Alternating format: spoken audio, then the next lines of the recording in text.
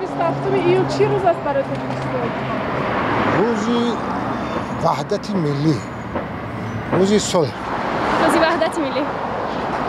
وحدت ملی. استقلال صلح تاجیکان. روزی 27 ایون روز پنجشنبه ملی است. روزی 27 ایون؟ نمیدونم. День единства. День национального единства. روز استقلالیت. 27 ایون برای تاجیکستان چی روز است؟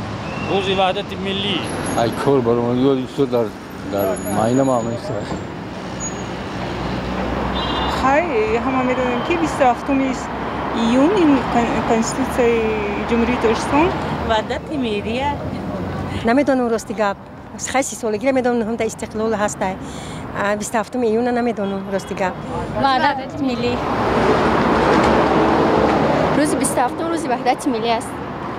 27 اون گپاروسیش من روز وحدت ملی است. روز لنین. 27 ایون برای تاجیکستان چی روز است؟ روز وحدت ملی. که روز کاسموس.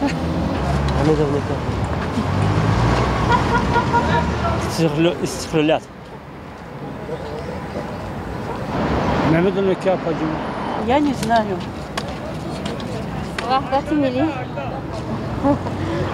Siz solaki Tacikistan soluna Prezident Amona محترم امامعلی شریف رحمانov برایشون بخیالونه. در همین روز وحدت ملی رو ما قبول کردیم. 23 سالگی آن رو جشن میگیریم. وحدت ملی معنایش این است که یک جای شوی تمام جهان هم گویم میشد، خلق هم گویم میشد که وحدت ملی.